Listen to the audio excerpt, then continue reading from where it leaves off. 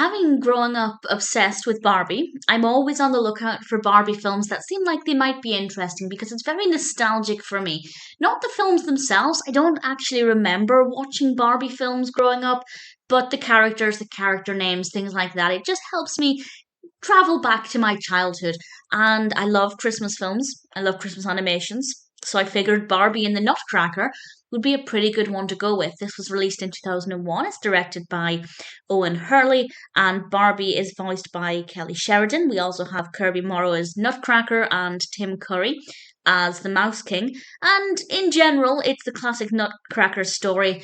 And I'm not the biggest fan of the Nutcracker, and by that I don't dislike it, but I know a lot of people love it. They watch it every year, they go and see performances every Christmas. I don't have that relationship with it, so I don't have particularly high expectations. I don't need it to meet certain criteria. As long as it's generally a decent representation, I'd say it was.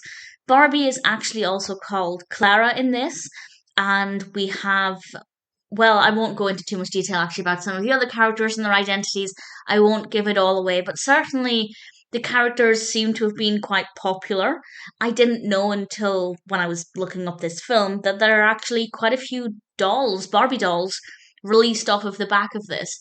And I have to say, thankfully, the dolls look much better as merchandise than they do in the film because the animation is not that great. It's not bad as such, it's not the worst I've seen, and for 2001, it's okay, but there were certain times when it just didn't look that pleasant.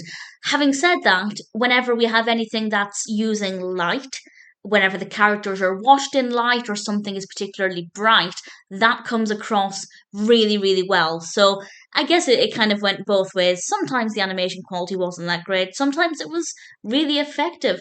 The characters are all, likable. I think they had likable or like to dislike with regards to obviously the antagonists.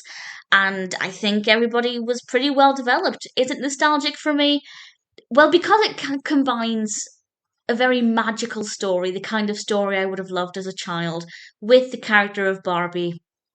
Yes, as I said, I hadn't seen this before growing up, so there's no direct nostalgia for me, but it's still got that nostalgic feel. So if you're looking for something for similar reasons, then this one might appeal. It's not the best version of the Nutcracker. As a story, it's not the best interpretation. So if you've never seen the Nutcracker, I wouldn't recommend this as your first experience.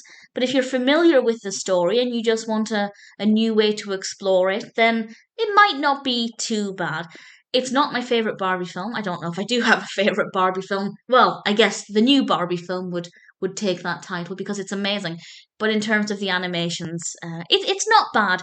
If you're looking for an easy watch, something that might be quite nostalgic and certainly very magical with some okay animation, then Barbie and the Nutcracker is not too bad.